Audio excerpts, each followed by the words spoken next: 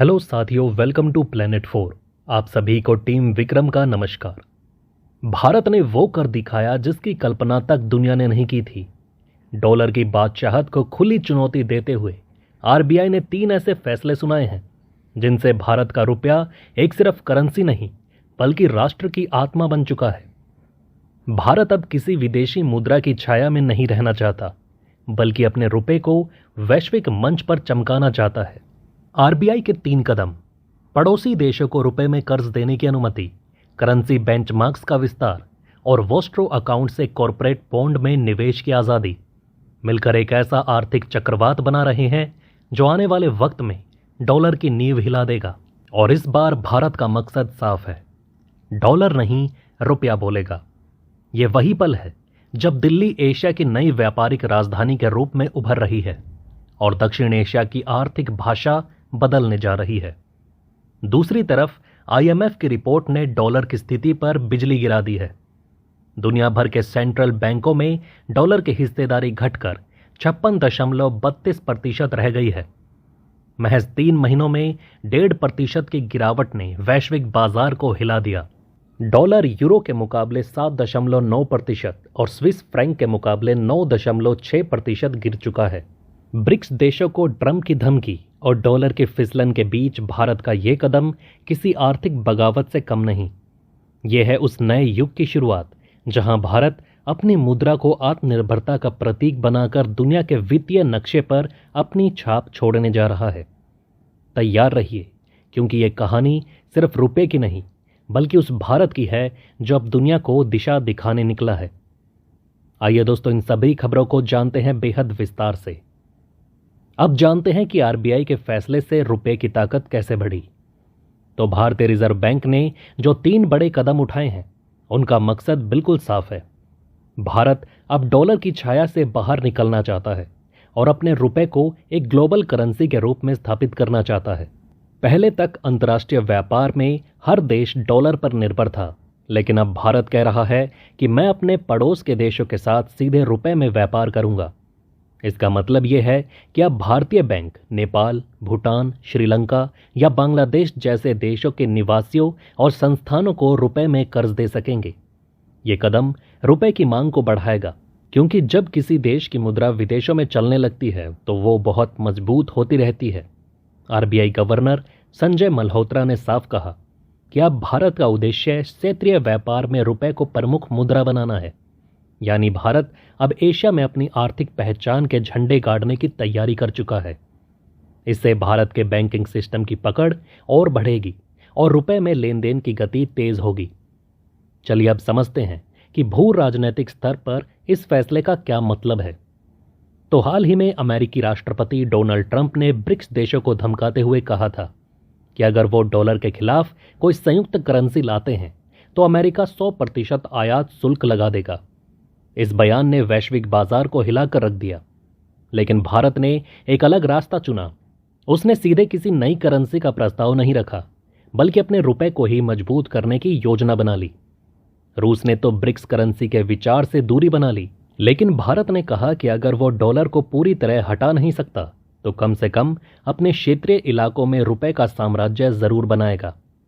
इसका अर्थ यह है कि भारत अब भू राजनीतिक खेल में आर्थिक शक्ति का प्रयोग करना सीख चुका है।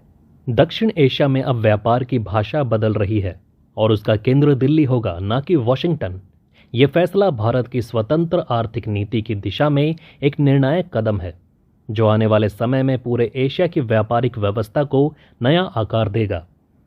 अब सुनिए कि रुपए की मजबूती के पीछे कौन से 3 बड़े कदम हैं। तो आरबीआई ने जो 3 फैसले किए हैं वो न केवल तकनीकी रूप से अहम है, बल्कि उनकी रणनीतिक गहराई भी बहुत बड़ी है। पहला फैसला यह है कि अब विदेशी शाखाओं वाले भारतीय बैंक अपने पड़ोसी देशों को सीधे रुपए में कर्ज दे सकेंगे। इससे डॉलर की भूमिका घटेगी और स्थानीय व्यापार आसान होगा। दूसरा कदम यह है कि फाइनेंशियल बेंचमार्क्स इंडिया लिमिटेड अब केवल डॉलर, यूरो, पाउंड और येन तक सीमित नहीं रहेगा।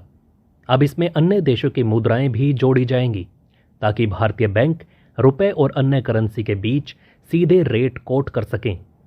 पहले तक भारत से थाईलैंड व्यापार के लिए रुपए को पहले डॉलर में और फिर डॉलर को थाई बहत में बदलना पड़ता था। अब ये झंझट खत्म हो जाएगा। बैंक सीधे रुपए और थाई बात की जोड़ी को कोट करेंगे, जिससे समय, लागत और जोखिम तीनों घटेंगे। इससे विदेशी मुद्रा बाजार में भारत की भूमिका बड़ी होगी और रुपए का भरोसा अंतर्राष्ट्रीय स्तर पर बढ़ेगा।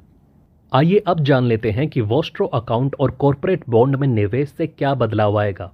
तो तीसरा बड़ा कदम है स्पेशल रुपी वॉस्ट्रो अकाउंट यानी कि SRVA में बचे पैसे को अब कॉरपोरेट बॉन्ड और कमर्शियल पेपर में निवेश करने की अनुमति देना। पहले इन खातों में पैसा केवल सरकारी सिक्योरिटीज में ही लगाया जा सकता था, जिससे निवेशकों को सीमित विकल्प मिलते थे। लेकिन अब विदेशी निवेशक भारत के कॉरपोरेट बॉन्ड मार्केट में पैसा लगा सकेंगे। इसका असर यह होगा कि भारत का बॉन्ड बाजार ज्यादा गहरा और लिक्विड बनेगा। विदेशी निवेशकों को इससे नए अवसर मिलेंगे और रुपए की मांग फिर से बढ़ेगी। RBI का यह कदम दिखाता है कि भारत अब सिर्फ व्यापारिक करेंसी नहीं, बल्कि निवेश की करेंसी के रूप में भी अपनी पहचान बना रहा है। इससे रुपए की साख अंतर्राष्ट्रीय स्तर पर और मजबूत होगी। जब किसी मुद्रा में विदेशी निवेशक विश्वास जताते हैं तो वो मुद्रा स्थिरता की नई परिभाषा बन जाता है। अब देखिए कि इन सब का नतीजा क्या होगा। तो इन तीनों कदमों के बाद भारत का संदेश पूरी दुनिया के लिए साफ है।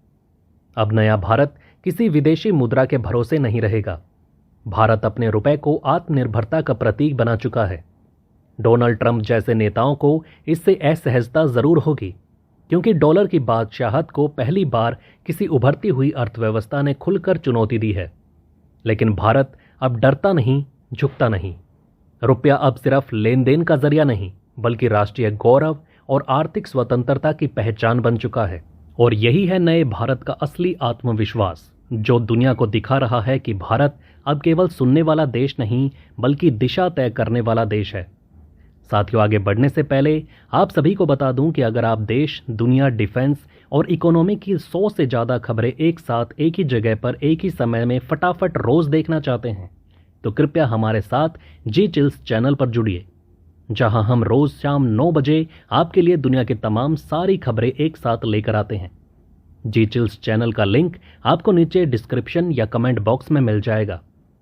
चलिए अब जानते हैं कि डॉलर को आखिरी झटका कैसे लगा। तो अंतर्राष्ट्रीय मुद्रा कोष यानी कि IMF की ताज़ा रिपोर्ट के अनुसार वर्ष 2025 की दूसरी तिमाही में दुनिया भर के सेंट्रल बैंकों के विदेशी मुद्रा भंडार में अमेरिकी डॉलर की हिस्सेदारी घटकर 56.32% रह गई।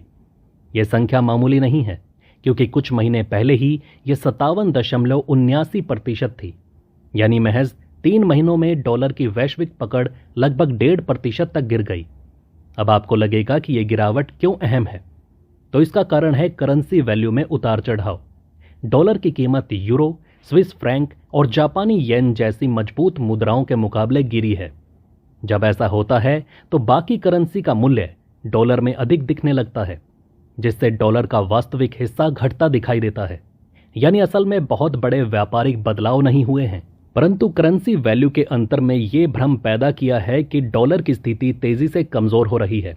अगर एक्सचेंज रेट को स्थिर रखा जाए तो डॉलर की हिस्सेदारी वास्तव में 57.67% होती है। इसका अर्थ है कि गिरावट की तस्वीर जितनी बड़ी दिख रही है, उतनी वास्तविकता में है नहीं। लेकिन असर मनोवैज्ञानिक रूप से बहुत बड़ा पड़ा है। अब सुनिए कि डॉलर के फिसलन ने बाजारों को क्यों हिला दिया। तो IMF की रिपोर्ट बताती है कि दूसरी तिमाही में डॉलर यूरो के मुकाबले 7.9% और स्विस फ्रैंक के मुकाबले 9.6% गिरा है। वहीं DXY इंडेक्स, जो डॉलर की मजबूती को मापता है, उसने 1973 के बाद सबसे बड़ी गिरावट दर्ज की। साल की पहली छमाही में डॉलर 10% से ज़्यादा नीचे गया, जो पिछले 50 साल में नहीं हुआ था। ये गिरावट सिर्फ आंकड़ों की नहीं है, बल्कि भरोसे की गिरावट भी थी। जब दुनिया की सबसे बड़ी करेंसी इस तरह फिसलती है, तो बाकी देशों के सेंट्रल बैंक अपने रिजर्व को लेकर सतर्क हो जाते हैं। अब वो सोचने लगे हैं कि क्या डॉलर पर पूरी तरह निर्भर रहना सुरक्षित है। यही कारण है कि दुनिया भर के बैंक अपनी रिजर्व नीति में बदलाव पर विचार कर रहे हैं। वो अब धीरे धीरे अपने फॉरेक्स पोर्टफोलियो में यूरो, पाउंड, येन या युआन जैसी मुद्राओं की हिस्सेदारी बढ़ा रहे हैं, ताकि डॉलर की गिरावट से बचा जा सके। ये बदलाव धीरे धीरे एक नए युग की शुरुआत कर रहा है, जिसमें डॉलर का दबदबा चुनौती झेल रहा है। अब आइए ये जान लेते हैं कि यूरो और पाउंड को इससे क्या फायदा हुआ। तो डॉलर की कमजोरी पड़ने का सीधा असर यूरो और ब्रिटिश पाउंड को मिला है। यूरो की हिस्सेदारी 20% से बढ़कर 21.13% तक बढ़ चुकी है। लेकिन यह भी उतना वास्तविक नहीं है जितना दिखता है, क्योंकि इसमें से 1.17% का इजाफा सिर्फ वैल्यूएशन इफेक्ट की वजह से है।